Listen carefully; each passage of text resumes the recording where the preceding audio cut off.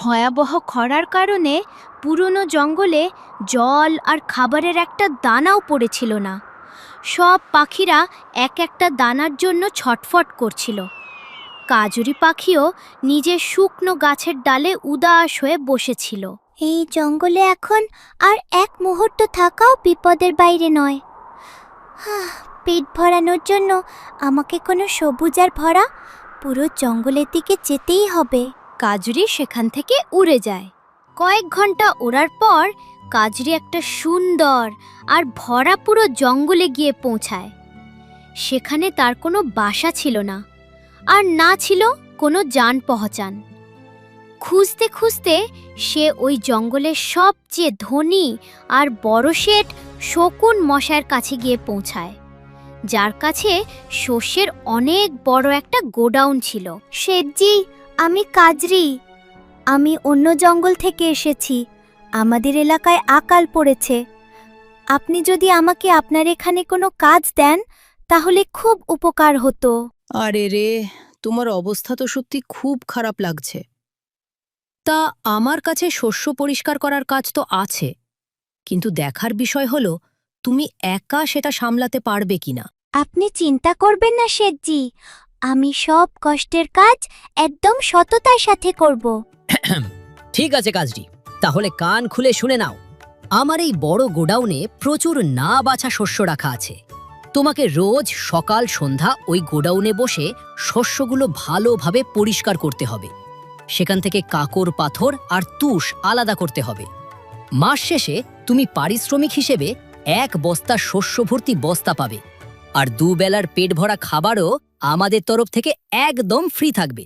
বলো, রাজি আছে? ওরে বাবা, এত শস্য পরিষ্কার করা তো সহজ কাজ নয়।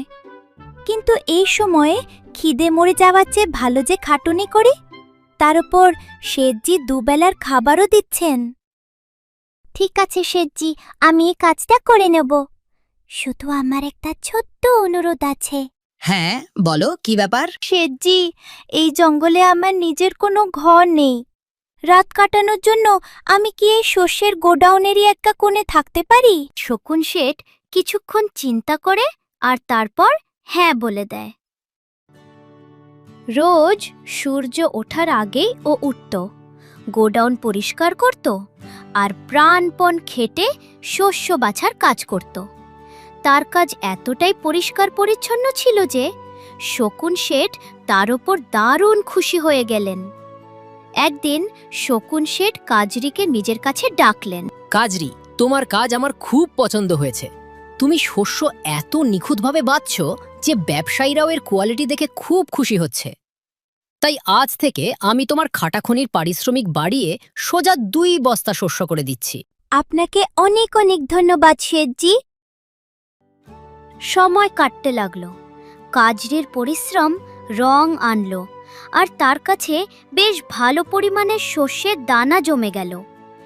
ওই শস্যগুলোর সাহায্যে পরিশ্রম করে সে জঙ্গলের ধারে নিজের থাকার জন্য একটা ছোট্ট সুন্দর খড়কুটোর কুঁড়েঘর বানিয়ে নিল। যাক, এখন অন্তত নিজের ঘরে শান্তিতে ঘুমানো তো কপালে জুটবে। এখন রোজ ঘরে শুলে ধুলোবালি আর নাকে ঢুকবে না। অনেক বছর কেটে গেল। জঙ্গলে হঠাৎ শিকারী বাজ পাখি আর ডাকাত কাকদের অত্যাচার খুব বেড়ে গেল। একদিন কাজ শেষ হওয়ার পর কাজরি শকুন শেঠের কাছে নিজের চিন্তার কথা জানালো। শেঠজি, আজকাল জঙ্গলে চুরির ঘটনা খুব বেড়ে গেছে। আমার কাছে কিছু জমানো শস্যের দানা আছে, যা আমি নিজে কুঁড়ে ঘরে রেখেছি। কিন্তু সারাদিন আমি আপনার কাছে কাজে থাকি আর কুঁড়ে ঘর ফাঁকা পড়ে থাকে। আমার ওই শস্যগুলো চুরি হয়ে যাওয়ার খুব ভয় করছে। কথা তো তোমার একদম সত্যি কাজরি। নিত্যদিন চুরির নতুন নতুন গল্প শুনতে পাওয়া যাচ্ছে। এই অবস্থায় তোমার শস্য নিরাপদ রাখার জন্য এই জঙ্গলে একটাই জায়গা আছে, জমিদার চিলজির ওই বিশাল বটগাছের মহল। কি? জমিদারের মহল? হ্যাঁ, এই জঙ্গলের জমিদার খুব নামকরা, সৎ আর দয়ালু বলে পরিচিত। ওর মহলে করা পাহারাদার টিয়া পাখিরাও মোতায়েন থাকে। ওখানে তোমার শস্য একদম নিরাপদ থাকবে। পরদিনই কাজরি জমিদার চিলজির মহলে গিয়ে পৌঁছালে। পাহারাদার টিয়া পাখি তাকে দরজায় আটকালে, কিন্তু কাজের কথা বলায় তাকে ভেতরে যাওয়ার অনুমতি দিয়ে দিল। নমস্কার জমিদারজি, আমি শকুন শেঠের ওখানে কাজ করা কাজরি পাখি। আমি কয়েক বছরের পরিশ্রম দিয়ে কিছু শস্যের দানা জমিয়েছি। জঙ্গলে চোরদের খুব ভয়, তাই আমি চাই আপনি আমার এই কষ্টার্জিত টাকা পয়সা সম্পদ কিছুদিন আপনার কাছে নিরাপদে রেখে দিন। বাহ কাজরি, তোমার সততার কথা আমি শকুন শেঠের মুখে শুনেছি। দাও, তোমার শস্য আমার কাছে একদম নিরাপদে থাকবে। তোমার ভয় পাওয়ার কোনো দরকার নেই। কাজরি তার 5 বস্তা শস্য জমিদারের হাতে তুলে দিল, আর কোনো রসিদ বা কাগজপত্র ছাড়াই নিশ্চিন্ত হয়ে নিজের ঘরে ফিরে এলো। আরও 2 বছর কেটে গেল। একদিন কাজরি ভাবল যে এখন তার নিজের একটা জমির টুকরো কিনে নিজের শস্যের ক্ষেত তৈরি করা উচিত। সে তার শস্য ফেরত নেওয়ার জন্য জমিদারের মহলের দিকে রওনা দিল। জমিদারজি, আমি আমার 5 বস্তা শস্য ফেরত নিতে এসেছি, যা আমি গত বছর আপনার কাছে নিরাপদে রেখেছিলাম। আরে বোন, তুমি কে? আমি তো তোমাকে চিনি না। আমার কাছে তো রোজ 100 পাখি যাতায়াত করে। তোমার কাছে কি কোনো কাগজের প্রমাণ বা স্ট্যাম্প পেপার আছে যাতে তোমার শস্যের বস্তার হিসেব লেখা আছে? ওরে বাবা জমিদারজি, হে আপনি কি বলছেন? আমি আপনার মহৎ সততার উপর ভরসা করে আপনাকে 5 বস্তা শস্য দিয়েছিলাম। দয়া করে আমার কষ্টার্জিত শস্য আমাকে ফেরত দিয়ে দিন। আরে ভণ্ড পাখি, তোর এত বড় সাহস যে তুই আমার সততার উপর কাদা ছিটাস? পাহারাদাররা, এই চোর পাখিটাকে এখনই আমার মহল থেকে ধাক্কা মেরে বের করে দাও, আর দ্বিতীয়বার একে এই গাছের আশেপাশেও ঘেঁষতে দিবি না। জমিদারের পাহারাদাররা কাজরি পাখিকে সেখান থেকে বের করে দেয়। পরে 2 দিন কেটে যায়, কাজরি কাজে যায়নি। তাই পরের দিন শকুন শেঠ নিজেই কাজরির কুঁড়েঘরে এসে পৌঁছান।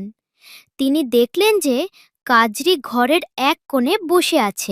কাজরি বোন, তুমি 2 দিন ধরে কাজে আসোনি, কি ব্যাপার? তোমার শরীর তো ঠিক আছে না? কাজরি খুব দুঃখে ছিল। সে সব কথা খুলে বলল, কিভাবে জমিদার তার সব শস্য কেড়ে নিল আর সেখান থেকে চলে যাওয়ার নির্দেশ দিল। ওহ, এটা তো খুব ভয়ানক অন্যায়। আমার বিন্দুমাত্র আন্দাজ ছিল না যে ওই জমিদার এই রকম একটা পাখি। যাকগে, তুমি চিন্তা করো না কাজরি।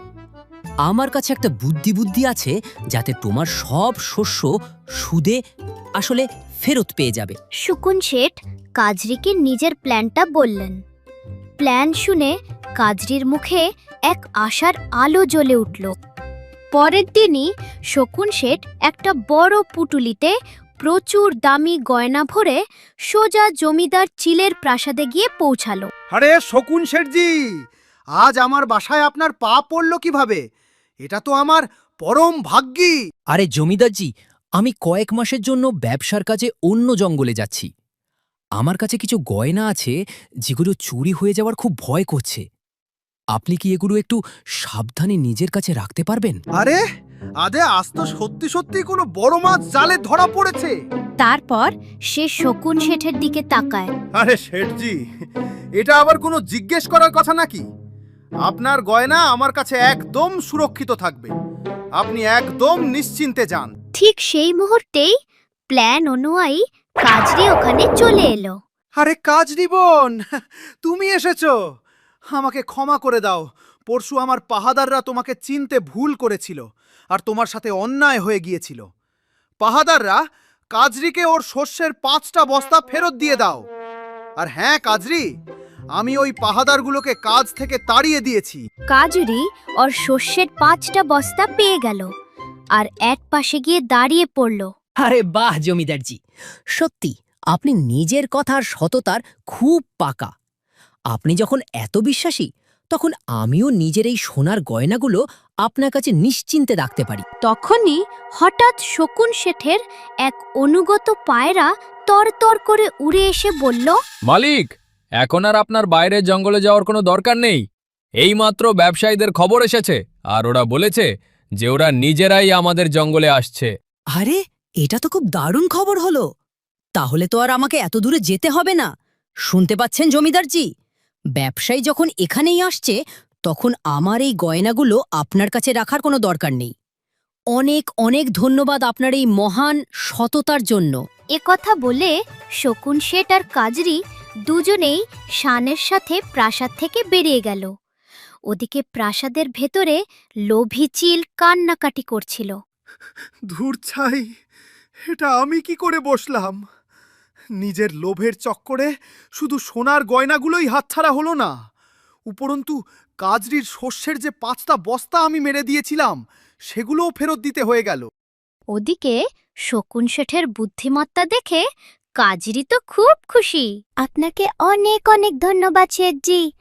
আজ যদি আপনার এই বুদ্ধি আর সঙ্গ না থাকতো তাহলে জমিদার আমার সারা জীবনের কষ্টের দানাগুলো চিরকালের জন্য হাতাতো।